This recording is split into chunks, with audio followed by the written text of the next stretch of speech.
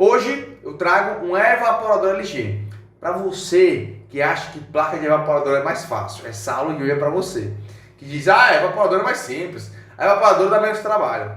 Você vai ver o quanto de defeito que essa evaporadora tinha. E aí você vai entender que independente da marca, independente do tipo da placa, se é evaporadora, se é condensadora, se é convencional, se é inverter, a eletrônica ela pode dificultar ou ela pode ser simples, né? Vai depender muito do defeito. Sempre depende do defeito a dificuldade do reparo, tá ok?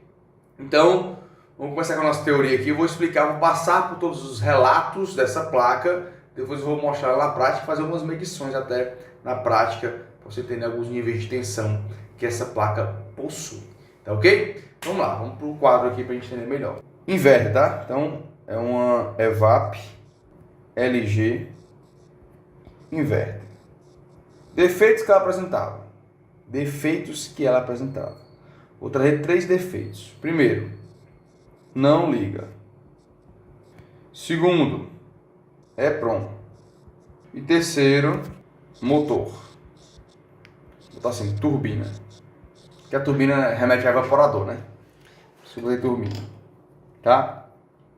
Vamos lá, vou ver se eu consigo criar uma tabelinha aqui para a gente poder listar aqui as 3 situações. Deixa eu pegar aqui. Primeira, não liga. Chegou pra gente sem ligar, tá? Não ligava. E aqui tá, a LG, aí a LG, a especificidade da LG. Ela tem uma plaquinha, uma placa, vou botar a plaquinha, que é bem pequenininha do display. Que nela tem plaquinha com botão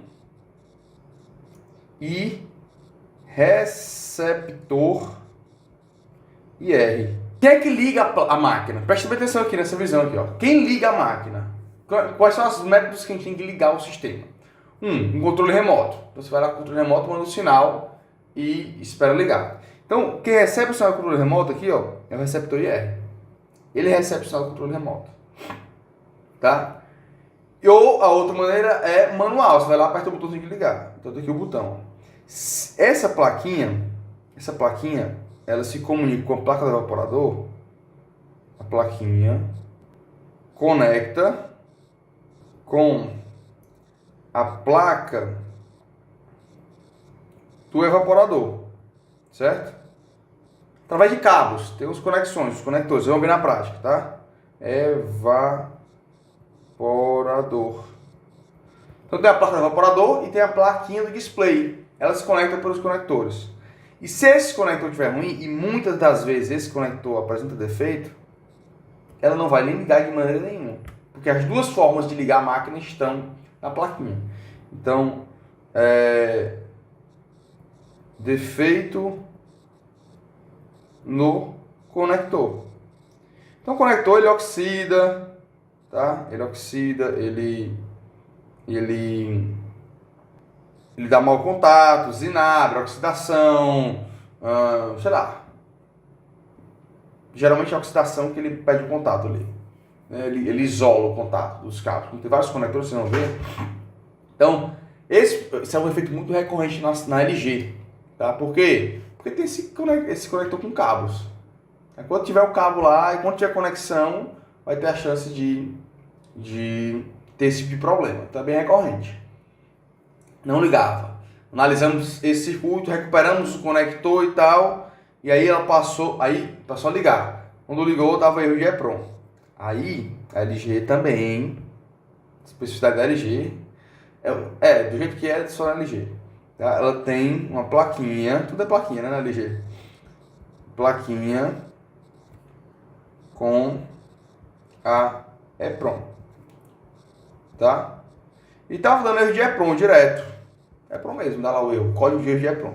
O que é EPROM lá, onde? A EPROM é a memória, tá? Quem diz para a placa evaporadora o que é que ela é uma placa evaporadora de uma máquina Smart Inverter, de uma máquina Inverter V 9000 BTUs. Quem diz para a placa do evaporador que ela é essa placa é a EPROM, é a memória. Então a memória, fazendo analogia com o nosso corpo. O cérebro é o micro, tá? Os periféricos são o nosso corpo e as memórias que a gente tem é a memória da placa.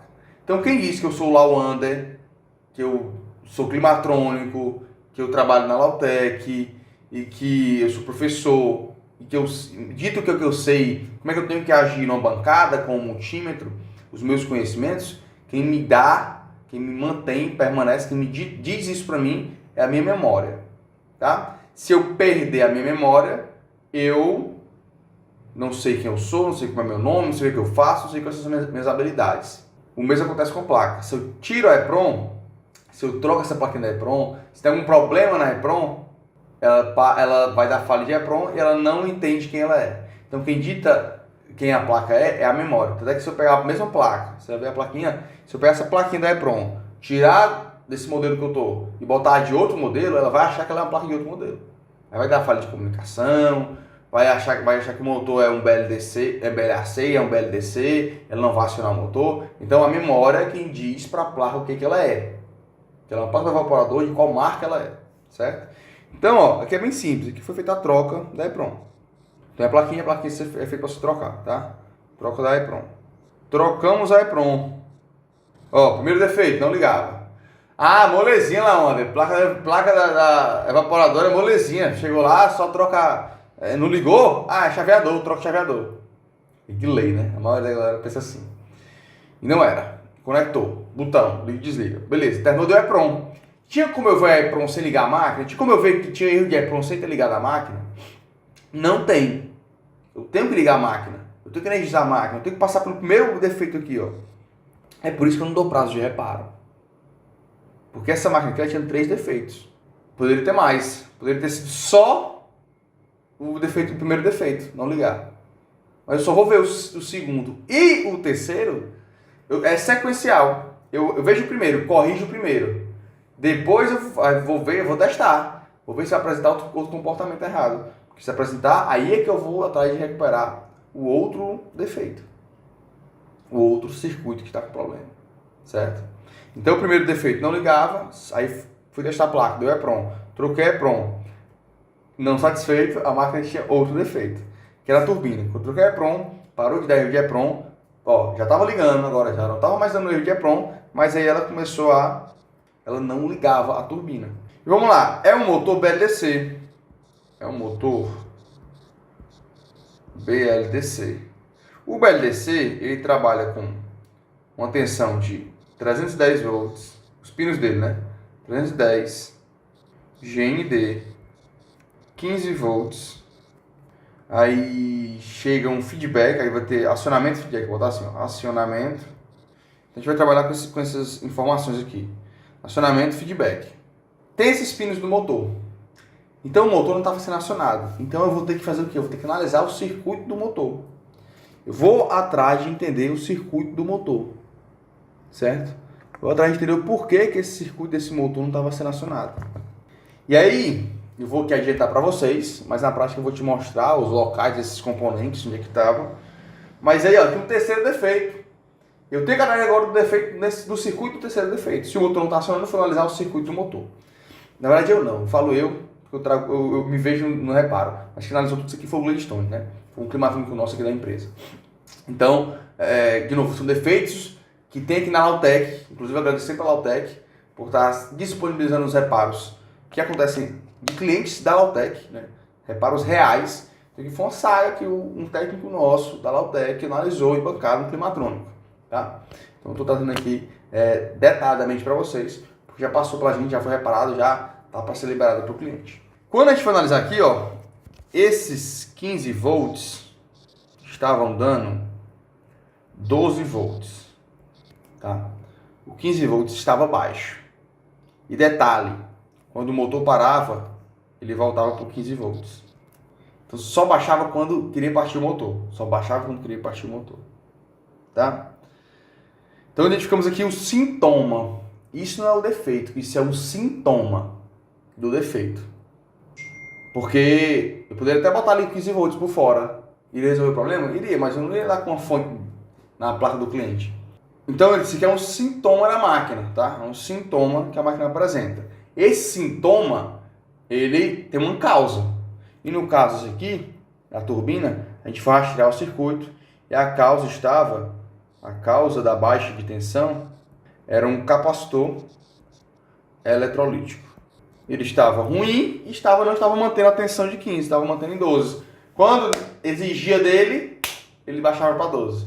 Quando não tinha, o motor não estava funcionando, ele subia para 15. Então ele... A era mais antiga diz que ele está oco, né? A era mais antiga diz que está oco, mas está com problema. Está com problema e que ele não sustenta a tensão nele. E foi trocado esse capacitor. E aí sim, depois dessas três etapas, a máquina voltou a funcionar. Tá? Só depois dessas 3 etapas a máquina voltou a funcionar. Então teve o primeiro ponto. Foi a máquina não ligava, depois EPROM foi trocado. A máquina não ligava, foi refeito os conectores do rabicho do evaporador. Depois a máquina prestou de EPROM, foi trocado EPROM. Depois a turbina não acionava e foi trocado o capacitor que estava com problema.